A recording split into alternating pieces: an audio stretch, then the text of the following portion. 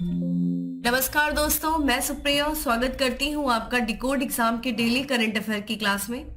दोस्तों, आज हम अपनी करंट अफेयर की क्लास में डिस्कस करेंगे 19 ऑफ अगस्त 19 अगस्त से रिलेटेड करंट अफेयर को। तो चलिए दोस्तों, जल्दी से आप सभी लोग सेशन से जुड़ जाइए, सेशन को आप सभी लोग शेयर कर दें। और जैसा कि मैं उम्मीद कर रही हूँ आप सब लोग बहुत अच्छे से होंगे, अच्छे से अपनी प्रिपरेशन कर रहे होंगे। और इसी के साथ साथ कहना चाहूंगी कि देखिए, डेली करंट अफेयर की क्लास को रेगुलर फॉलो करिए और जो आपको पीडीएफ प्रोवाइड की जाती है टेलीग्राम ग्रुप पे, उनको डाउनलोड करके अपनी शॉर्ट नोट्स बनाइए। इसी के साथ क्लास स्टार्ट करूं उसके पहले कहना चाहूंगी कि जल्दी से चैनल को सब्सक्राइब कर लीजिए और बेल आइकन को प्रेस कर लीजिए। इससे आपको चैनल से रिलेटेड हर क्लास की वीडियो का प्रॉपर नोटिफिकेशन मिलेगा और आपकी कोई भी क्लास मिस नहीं होगी। तो चलिए दोस्तों, स्टार्ट करते हैं अपनी क्लास।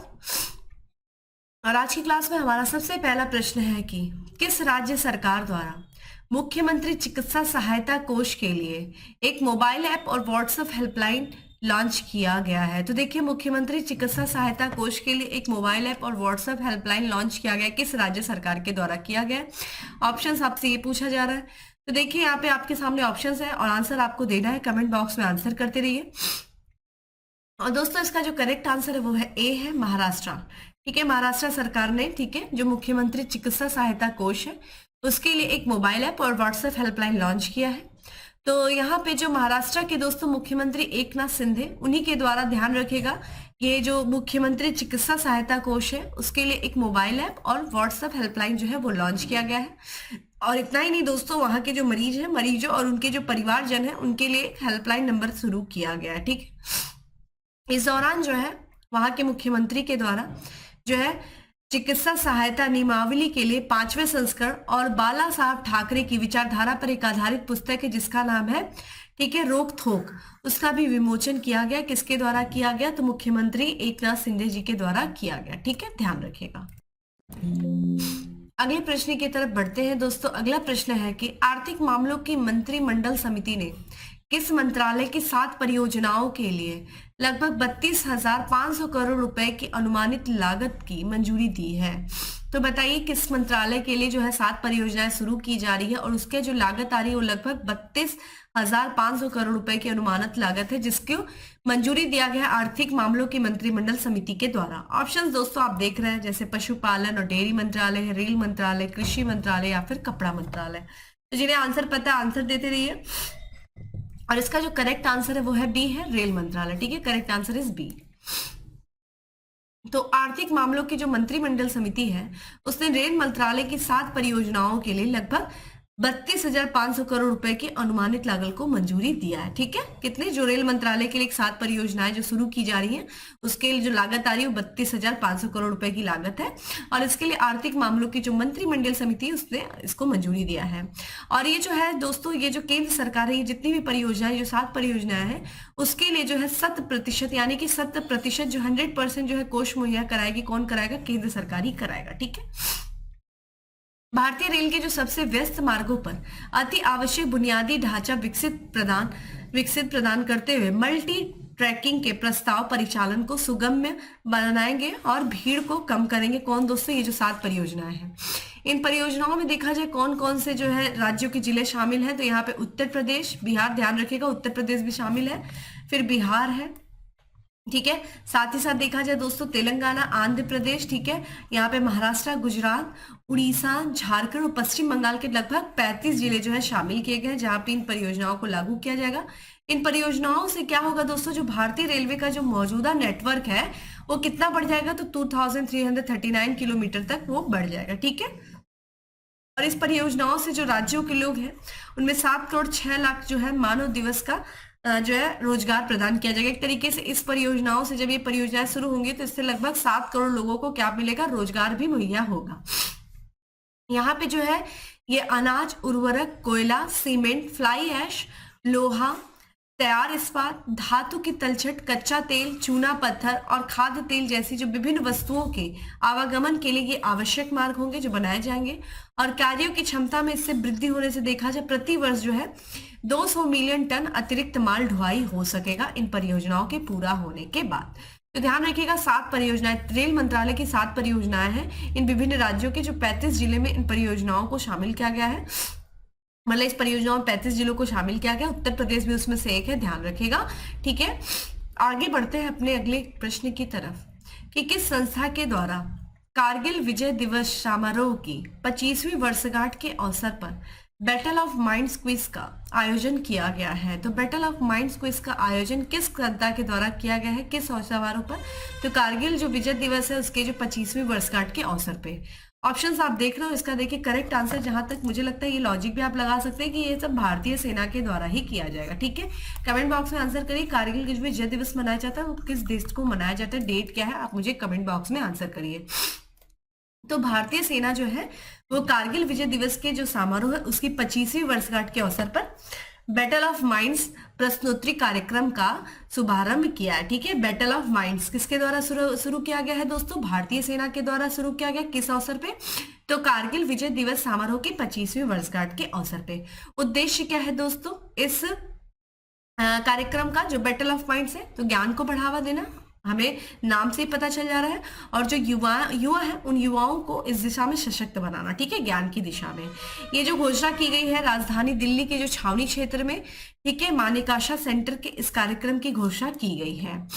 कारगिल युद्ध के दौरान देखा जाए जो भारतीय सशस्त्र बलों ने जिस शौर्य जो है पराक्रम और साहस से जीत सुनिश्चित की थी, उसी भावना के प्रति सम्मान व्यक्त करने, श्रद्धांजलि देने के लिए यह कार्यक्रम आयोजित किया जा रहा है। ठीक है, तो ध्यान रखिएगा दोस्तों, ये बैटल ऑफ माइंड जो है शुरू किया गया भारतीय सेना के द्वारा कारगिल विजय दिवस के 25वीं वर्षगांठ के अवसर पर। ठीक, अगले प्रश्न की तरफ बढ़ते दोस्तों। अगला प्रश्न आपके लिए इंपॉर्टेंट है कि हाल ही में किस मंत्रालय द्वारा ए हेल्प कार्यक्रम लॉन्च किया गया है। ए हेल्प का फुल फॉर्म भी आपको पता होना चाहिए, और किसके द्वारा लॉन्च किया गया, किस मंत्रालय के द्वारा, ये आपको पता होना चाहिए।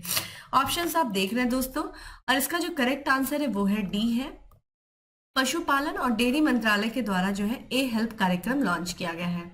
तो यहाँ पे देखा जाए, हाल ही में देखा जाए जो केंद्रीय पशुपालन और डेयरी मंत्री है उन्होंने ए हेल्प जो है कार्यक्रम लॉन्च किया। अब आपके लिए इंपॉर्टेंट क्या हो जाता है, जैसा कि मैंने बोला ए हेल्प का फुल फॉर्म, यानी कि अगर हिंदी में देखें तो पशुधन के स्वास्थ्य और उत्पादन के विस्तार के लिए मान्यता प्राप्त agent, aggregated agent for health and extension of life stock production. ठीक है, इसका फुल फॉर्म आपको पता होना चाहिए, डायरेक्ट यहाँ से फुल फॉर्म भी पूछा जा सकता है। ठीक है, कार्यक्रम जो है ये आजादी का अमृत महोत्सव का पहल है, और साथ ही साथ देखा जाए उद्देश्य क्या है, पशुधन में वृद्धि को बढ़ावा देना। ठीक है, और पशुधन जागृति अभियान और राष्ट्रीय गोकुल मिशन के लक्ष्यों को हिस्सा है।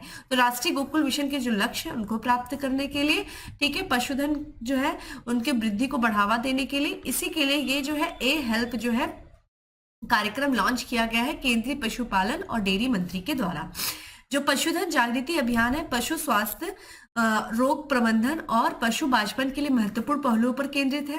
ठीक है, कौन दोस्तों? पशुधन जागृति अभियान। अगर हम वही बात करें राष्ट्रीय गोकुल मिशन के बारे में, तो राष्ट्रीय गोकुल मिशन देखिए क्या है, जो स्वदेशी मवेशी होते हैं, जो भैंसे होते हैं, उन भैंसों के वैज्ञानिक संरक्षण को बढ़ावा देने हेतु देते हुए उन्नत तकनीकों, उच्च आनुवांशिक योग्यताओं वाले साढ़ों और घर घर कृत्रिम गर्भाधान के उपयोग से गौजाति उत्पादकता में निरंतर वृद्धि पर केंद्रित है। ठीक है, तो हमें राष्ट्रीय गोकुल मिशन के बारे में पता चला, और साथ ही साथ हमने ये भी देखा कि जो पशुधन जागृति अभियान भी चलाया गया था उसका उद्देश्य क्या है। अब यहाँ पे हम बात करते हैं दोस्तों ए हेल्प के बारे में।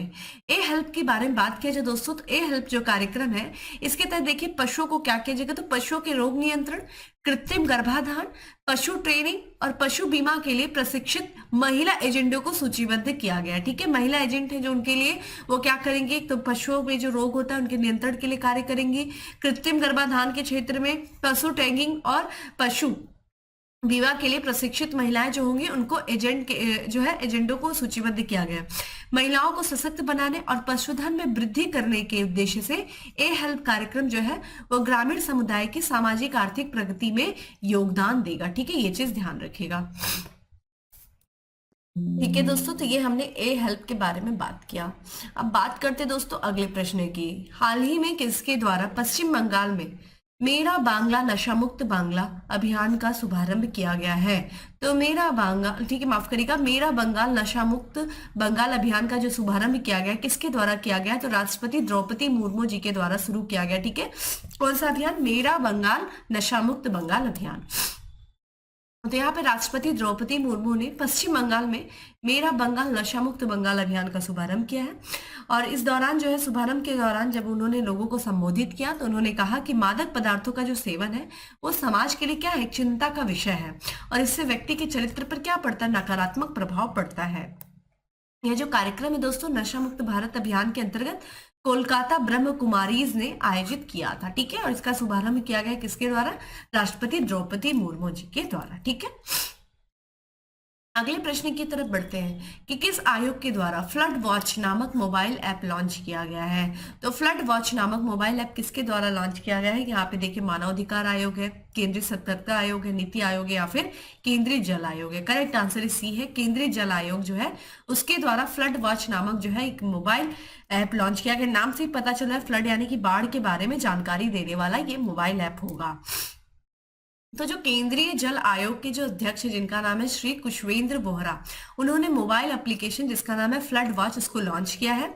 उद्देश्य क्या है देखा जाए इस फ्लड वॉच मोबाइल ऐप का, एप्लीकेशन का, तो ये वास्तविक समय के आधार पर जनता को 7 दिनों तक जो है वो बाढ़ की स्थिति की जानकारी और पूर्वानुमान जो है वो प्रदान करता है। ठीक है, इन हाउस विकसित हुए इस उपयोगकर्ता अनुकूल इस ऐप में पढ़ने योग्य और ऑडियो प्रसारण सामग्री है जो सभी जानकारी जो है 2 भाषाओं में, अंग्रेजी और दोस्तों ध्यान रखिएगा हिंदी में उपलब्ध कराएंगे।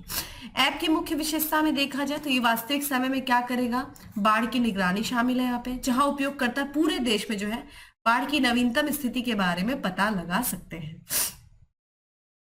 ऐप जो है विभिन्न स्रोतों से वास्तविक समय के नदी प्रवाह के डेटा का उपयोग करता है।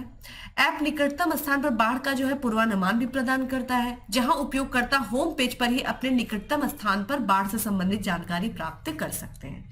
तो ध्यान रखिएगा दोस्तों, फ्लड वॉच जो है वो लॉन्च किया गया है केंद्रीय जल आयोग के अध्यक्ष श्री कुशवेंद्र बोहरा के द्वारा, जो कि एक मोबाइल ऐप है जो कि आपको जो तुरंत जो है बाढ़ के बारे में जानकारी और पूर्वानुमान के बारे में पूर्वानुमान बता सकेगा। ठीक है, अगले प्रश्न की तरफ बढ़ते हैं कि किस खिलाड़ी ने T20 में 20 या उससे कम उम्र में भारत के लिए सर्वाधिक छक्के लगाने का रिकॉर्ड बनाया है। ये देखिए स्पोर्ट्स से रिलेटेड न्यूज है दोस्तों, थोड़ा सा आज कॉपरेट करिएगा, मेरी आज थोड़ा सा तबियत नहीं ठीक है। ठीक है, तो इसलिए मैं ज़्यादा थोड़ा सा तेज नहीं बोल पा रही हूँ, लेकिन मुझे पूरी उम्मीद है कि आप लोग मुझे कॉपरेट करेंगे, काफ़ी सपोर्ट करेंगे और अपनी ब्लेसिंग दीजिए, जल्दी से मैं रिकवर करूँ और आपके लिए जल्दी जल्दी अच्छे से जो है और इन डेप्थ जो है करंट अफेयर आपको लिख रहा हूँ और बाकी चीज़ें रिविजन कराऊँ। तो चलिए यहाँ पे हम बात कर रहे थे स्पोर्ट्स से रिलेटेड, तो उसका जो करेक्ट आंसर है वो है डी है। ठीक है, तिलक वर्मा। तो भारत के जो युवा बल्लेबाज है तिलक वर्मा, इन्होंने T20 में 20 या उससे कम उम्र में भारत के लिए सर्वाधिक छक्के लगाने का नया रिकॉर्ड बनाया है। तो इन्होंने T20 में अब तक कितने छक्के लगाए दोस्तों, 7 छक्के लगाए हैं और इसी के साथ साथ नया रिकॉर्ड बनाया। इन्होंने किसका रिकॉर्ड तोड़ा है, तो इससे पहले ये रिकॉर्ड देखा जाए जो भारतीय कप्तान है दोस्तों रोहित शर्मा, उनके नाम था, जिन्होंने भारत के लिए T20 या उससे माफ करिएगा 20 या उससे कम उम्र में इन्होंने जो है 4 छक्के लगाए थे, लेकिन यहाँ पे देखा जाए तिलक वर्मा ने 7 छक्के लगाए हैं। ठीक है, और इसी के साथ साथ इन्होंने नया रिकॉर्ड बनाया है T20 में। ठीक है, 20 या उससे कम उम्र में। ठीक है, तो ये स्पोर्ट्स से रिलेटेड है। अगला प्रश्न है कि भारत ने स्थानीय मुद्रा में कच्चे तेल का पहला भुगतान किस देश को किया है। तो स्थानीय मुद्रा में कच्चे तेल का भुगतान किस देश को किया, ऑप्शंस आप देख रहे हैं और इसका करेक्ट आंसर है संयुक्त अरब अमीरात। ठीक है, तो भारत ने देखा जाए संयुक्त अरब अमीरात को स्थानीय मुद्रा में कच्चे तेल का क्या किया है, भुगतान, कच्चे तेल का पहला भुगतान किया है। तो कहाँ पे स्थानीय मुद्रा में भारत ने किया है, किसको किया है, यूएई को किया है। ठीक है, यहाँ पे जो है भारत और संयुक्त अरब अमीरात ने जो अपनी अपनी स्थानीय मुद्रा में द्विपक्षीय व्यापार समझौते पर जो है समझौता शुरू किया है। और यहाँ पे जो इंडियन ऑयल कॉर्पोरेशन उसने अबू धाबी जो नेशनल ऑयल कंपनी है उससे जब ऑयल खरीदा तो ऑयल खरीदे गए जो है 10 लाख बैरल तेल के लिए उसने रुपए में भुगतान किया। तो स्थानीय मुद्रा में जो है व्यापार करने के लिए दोनों देशों के बीच में क्या हुआ है, समझौता हुआ है। ठीक है, भारत और संयुक्त अरब अमीरात में, भारत और यूएई के बीच जो है स्थानीय मुद्रा में व्यापार बढ़ने के लिए जो है ये द्विपक्षीय सहयोग का एक तरीके से हिस्सा है। और बेसिकली इस कदम का उद्देश्य देखा जाए तो लेन देन को सुव्यवस्थित करना, डॉलर रूपांतरण की आवश्यकताओं को हटाकर लागत कम करना। ठीक है, तो ये चीज ध्यान रखिएगा दोस्तों कि यहाँ पे जो है स्थानीय मुद्रा में कच्चे तेल का पहला भुगतान किया है भारत ने किस देश को, यूएई को। ठीक है, अगला प्रश्न है हमारा कि भारत का पहला मानव रहित हवाई प्रणाली सामान्य परीक्षण केंद्र कहाँ स्थापित किया जाएगा। दोस्तों ये किया जाएगा तमिलनाडु राज्य में। ठीक है, तो यहाँ पे भारत का जो पहला मानव रहित हवाई प्रणाली है सामान परीक्षण केंद्र, वो तमिलनाडु में जो है स्थापित किया जाएगा। ठीक है, रक्षा परीक्षण और संरचना योजना के तहत देखा जाए तो भारत का पहला ये ड्रोन सामान्य परीक्षण केंद्र जो है वो तमिलनाडु में स्थापित किया जाएगा। तो भारत का पहला ड्रोन सामान्य परीक्षण केंद्र कहाँ स्थापित किया जाएगा दोस्तों? तमिलनाडु में स्थापित किया जाएगा। तमिलनाडु में देखिए कहाँ, तो तमिलनाडु में देखा जाए तो श्री पेरबंदूर के पास देखा जाए तो SIPCOT, ठीक है, औद्योगिक पार्क में बल्लभ बाटकल में 2.3 एकड़ क्षेत्र में ये जो है परीक्षण केंद्र स्थापित किया जाएगा। इससे क्या होगा? तो इस वर्तमान में देखा जाए तो यहाँ पे यूएस ड्रोन का परीक्षण विभिन्न केंद्रों पर घटवार तरीके से किया जाता है। इससे क्या होता है? तो कार्य कुशलता कम हो जाती है और लागत भी बढ़ जाता है। यह जो परीक्षण केंद्र है ये तमिलनाडु को एरोस्पेस और रक्षा कंपनियों जो अपने भारतीय परिचालन स्थापित करना चाह रहे हैं के लिए एक पसंदीदा गंतव्य बनाने में सक्षम बनाएगा। परीक्षण केंद्र जो है वो एरोस्पेस और रक्षा क्षेत्रों में भारत के आत्मनिर्भरता लक्ष्य को प्राप्त करने में मदद करेगा। ठीक है, ये चीज ध्यान रखिएगा। तो भारत का जो पहला ड्रोन सामान परीक्षण केंद्र है वो तमिलनाडु में स्थापित किया जा रहा है। अगले प्रश्न की तरफ बढ़ते हैं और आज का हमारा लास्ट एमसीक्यू है कि हाल ही में सरकार ने कितने शहरों में पर्यावरण अनुकूल पीएम ई बस सेवा को मंजूरी दिया है? तो कितने शहरों में? तो 169 शहरों में। ठीक है, यहाँ पे हम बात करें दोस्तों कि सरकार ने देखा जाए शहरों में, ठीक है, ई बस यानी कि इलेक्ट्रॉनिक बस की सेवा बढ़ाने के लिए जो है पीएम प्रधानमंत्री, ठीक है, ई बस सेवा को मंजूरी दिया है। ठीक है, इलेक्ट्रॉनिक बसों की जो सेवा है उनको बढ़ाने के लिए प्रधानमंत्री ई बस सेवा को मंजूरी दिया है। और शुरुआत में देखा जाए तो 10,000 जो है ई बसें चलाई जाएंगी। कितनी? 10,000। केंद्रीय मंत्रिमंडल की बैठक के बाद देखा जाए जो सूचना और प्रसारण मंत्री अनुराग सिंह ठाकुर उन्होंने जानकारी दिया कि ये जो बस पीएम ई बस सेवा है उस पर 57,613 करोड़ रुपए का खर्च जो है वो किया जाएगा। और शुरू में देखा जाए तो 169 शहरों में जो है 10,000 इलेक्ट्रॉनिक बसें जो है वो लाई जाएंगी। ठीक है, यह योजना देखा जाए तो 3 लाख या उससे अधिक जनसंख्या वाले शहरों में लागू होगी। हर जगह नहीं, जो 169 शहर है वहां पे 3 लाख या उससे अधिक जनसंख्या होनी चाहिए, वहां पे ये योजना लागू की जाएगी। और पीएम बस सेवा से देखा जाए तो पीएम ई बस सेवा से देखा जाए तो ये पर्यावरण के अनुकूल होगा, पर्यावरण अनुकूल यातायात व्यवस्था को इससे बढ़ावा मिलेगा। ठीक है, तो दोस्तों ये था आज का हमारा 10 MCQ। अब बात करते हैं दोस्तों किसके बारे में? फैक्ट्स ऑफ द डे के बारे में। तो हमारा सबसे पहला फैक्ट्स है कि ICC player of the month जुलाई 2023 का खिताब प्राप्त हुआ है। किसे प्राप्त हुआ है? तो एशले गार्डन को और क्रिस वोक्स को। ठीक है, जॉर्डन में रूस के एल्डोर, ठीक है, यहाँ पे एल्डोर अख दिनोविन को हराकर पुरुषों के 61 किग्रा फ्री स्टाइल वर्ग में अंडर 20 विश्व चैंपियनशिप 2023 का विजेता कौन बना है? तो भारतीय पहलवान जो है मोहित कुमार। हार्वर्ड विश्वविद्यालय के प्रतिष्ठित जॉर्ज जो है लेडली पुरस्कार 2023 से सम्मानित किया गया। किसे किया गया? तो भारतीय अमेरिकी अर्थशास्त्री है राज चड्डी को किया गया। अगला है, राज्य ने विधानसभा में मोबाइल ले जाने पर प्रतिबंध लगा दिया। तो किस राज्य के ने? उत्तर प्रदेश ने। तो उत्तर प्रदेश ने क्या किया? जो विधानसभा में मोबाइल ले जाने पर प्रतिबंध लगा दिया है। आईएएस अधिकारी ने अपनी पुस्तक कुछ अधूरे शब्द लॉन्च किया। किस अधिकारी ने? किस आईएएस अधिकारी ने? तो आशुतोष अग्निहोत्री ने। तो दोस्तों ये था आज का हमारा करंट अफेयर। उम्मीद करती हूँ आपको अच्छा लगा होगा। अच्छा लगा है तो लाइक कर दीजिए, ज्यादा से ज्यादा लोग को शेयर कर दीजिए। और डेली करंट अफेयर की जो पीडीएफ है वो टेलीग्राम ग्रुप पे अवेलेबल है, जिसका लिंक आपको डिस्क्रिप्शन बॉक्स में दिया हुआ है। जाइए डाउनलोड करिए, ना सिर्फ डाउनलोड करिए बल्कि अपनी शॉर्ट नोट्स बनाइए। फिर मिलते हैं दोस्तों अगले सेशन में, तब तक के लिए bye. Have a good day, stay safe and stay happy.